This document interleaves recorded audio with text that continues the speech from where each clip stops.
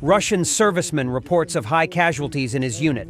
Third day now in a row that we're clearing 4 streets. Loads of wounded, even more of the dead. Well, we're working little by little, damn. It's already the 3rd day, damn it. We're defending 4 streets. What's happening? We've lost the guys.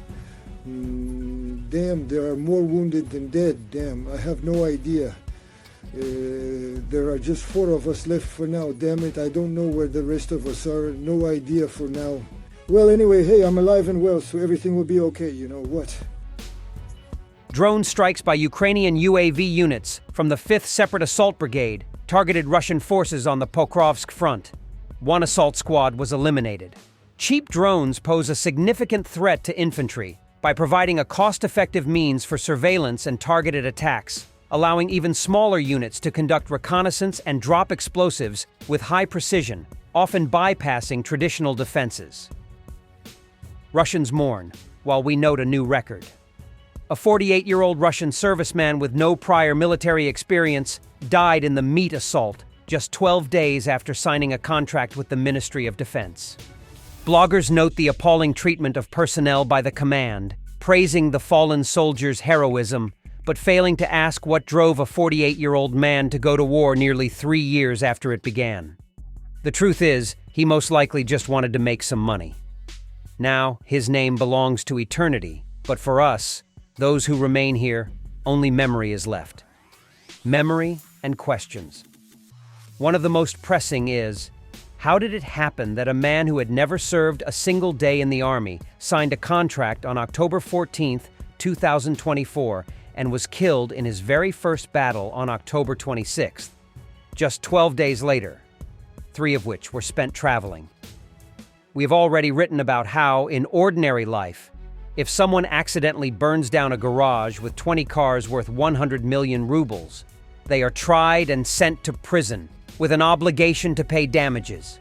Yet when an incompetent commander sends a company into an attack without support or planning, and by evening only 10 soldiers remain, the worst that happens is a scolding from a superior, who himself fights with people rather than strategy, grinding down a regiment to nothing within a week. Another Russian soldier is walking in a field of death. He is saying, "The guys went to get mines so as not to leave them for the ho-hauls, and here's the result. The guys are fucked. Guts are lying around, all the fucking insides. There's not even a fucking head. Here's a piece of a skull. We can't show them, though." Хуя черепушка, кусок черепушки, блядь. An airstrike by the 114th Tactical Aviation Brigade using GBU-39 small-diameter bombs on a Russian command post on the left bank of the Kherson region. GBU-39. Small-diameter bomb is a precision-guided 250-pound munition developed for use by aircraft to strike targets with high accuracy while minimizing collateral damage. Its small size allows aircraft to carry more bombs compared to traditional munitions, enhancing operational efficiency. The bomb features advanced guidance systems, including GPS and inertial navigation, to accurately hit targets from distances up to 60 miles away.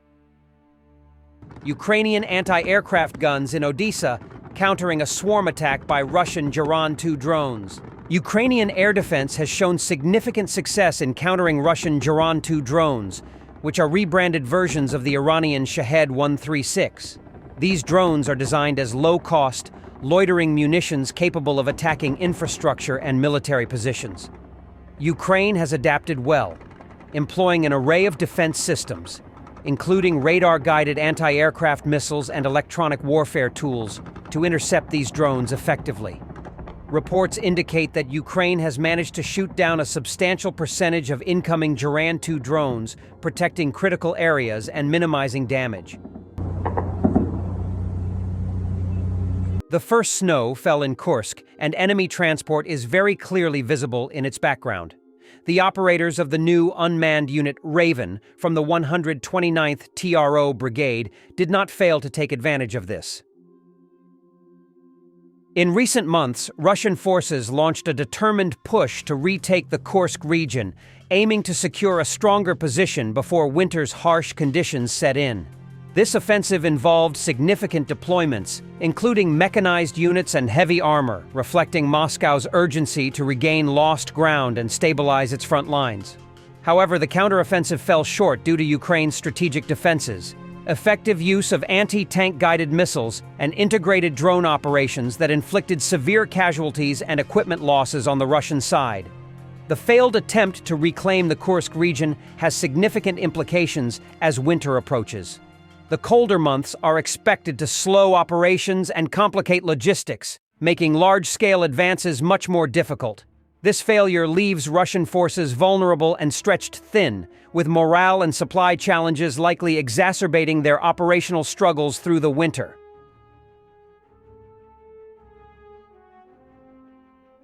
Russian Railways has practically stopped cargo transportation in Russia. Russian Railways has stopped sending containers to one of the main container terminals in the Moscow region, Selyatino, for 10 days, according to company employees working with this terminal. The restriction is in effect from November 12th to 21st and is due to the fact that the terminal is overcrowded and the Moscow Railway is overloaded, according to Russian Railways documents. The situation is similar in another large terminal, Elektrougly. Trains with containers cannot get there either. They have been standing for more than 10 days, approximately 1,000 kilometers from the capital, between Perm and Kirov. Delivery delays are huge. A month is considered a good time, and 2 months are no longer uncommon. Key stations on the import route from the Far East to Central Russia are clogged with abandoned trains, from which the locomotive has been uncoupled and left on sidings for an indefinite period, shippers say. In most cases, Russian Railways explains the need to leave a train without service by a shortage of rolling stock and locomotive crews, employees of transport companies explain. The company is short 2,500 drivers, said Deputy General Director of Russian Railways Dmitry Shakhanov. The problem is so serious that in early November, the heads of several major railway operators complained about Russian Railways to Presidential Advisor Igor Levitin. They write that their clients' shippers are increasingly faced with a lack of wagons for loading. According to their estimates, already in mid-October, 35 to 40% of cargo intended for shipment to the central part of the country was not loaded on the West Siberian Railway. Thanks for watching, and don't forget to subscribe. Also, if you want to support Warthog Defense, please become our member and get early access to new videos, exclusive members-only videos, and become administrator in comment section. The membership link is in the description. Rescues every day. We had a guy last week, it's 6 rescues in 6 days. You know, he's doing the job every day.